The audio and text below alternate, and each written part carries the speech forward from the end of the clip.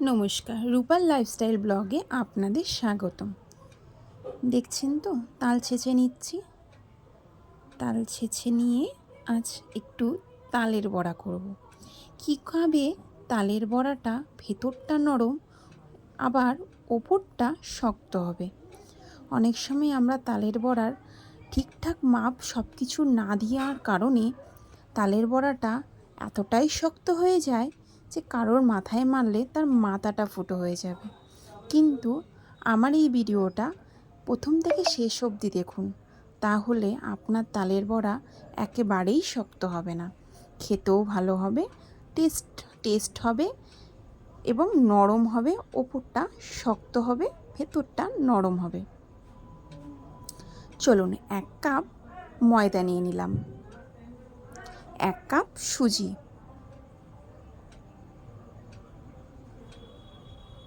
Half cup চালের গুঁড়ো,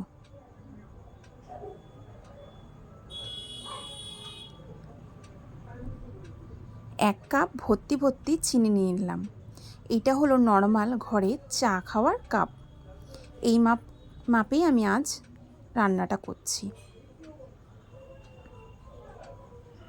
হাতা দিয়ে এইভাবে ভালো করে মিক্স করে আমি কিছুক্ষণ রেখে দেবো, যেন সুজি, চালের গুঁড়ি, চিনি প্রপার গলে সুন্দরভাবে একটা মজে আসে।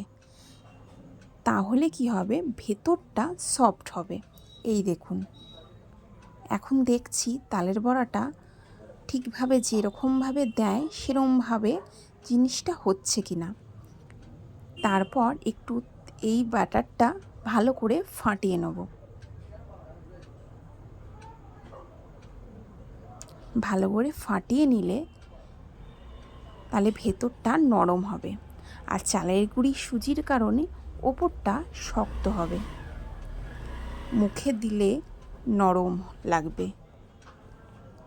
তেল গরম করে তালের বড়াগুলো একের এক ছেড়ে দিচ্ছি।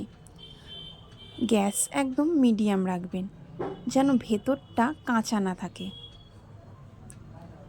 মিডিয়াম গ্যাসে সুন্দর করে ভালোভাবে ভেজে নেব। আমার ব্লগটা যারা যারা দেখছেন তারা একটু আমাকে সাবস্ক্রাইব করে দেবেন, লাইক করে দেবেন। অনেকেই আমার ভিডিও দেখছেন কিন্তু সাবস্ক্রাইব করছেন না, লাইক করছেন না, কমেন্ট করছেন না। প্লিজ আমার ভিডিওটা যারা দেখছেন সাবস্ক্রাইব করে দেবেন।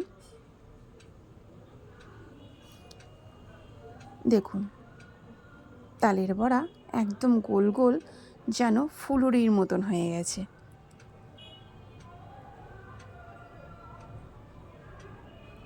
প্রায় আমার সবই ভাজা হয়ে গেছে, আর কিছু ভাজা বাকি আছে।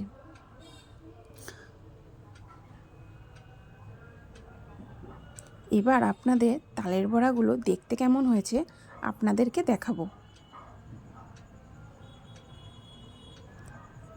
হাতে দিলে দেখে মনে হচ্ছে ওপরটা খুব শক্ত না? হ্যাঁ, একদম ঠিক। ওপরটা শক্ত, ভেতরটা হাতে আলতো ছোঁয়ায় নরম হয়ে যাচ্ছে। অনেকেরই দেখি এরমভাবে চাপ দিলে শক্ত হয়ে থাকে। দেখেছেন ভেতরটাও কি সুন্দর হয়েছে। আমি জন্মাষ্টমীর অনেকেরই প্রসাদ এসছে, কিন্তু তালের বড়াটা বড্ড শক্ত হয়ে রয়েছিল। তাই বাবু আজ আমাকে ডিমান্ড করলো, মাম্মাম ঘরে একটু তালের বড়া বানাও না, একটু খাই, নরম নরম। পুজোর দিন যে প্রসাদগুলো এসেছিলো বড্ড শক্ত ছিল। তাই ছেলের ডিমান্ডে আজ একটু তালের বড়া করলাম, তাই আপনাদের সাথে শেয়ার করলাম। নমস্কার, সুস্থ থাকবেন, ভালো থাকবেন। আমার ব্লগ শেষ করলাম।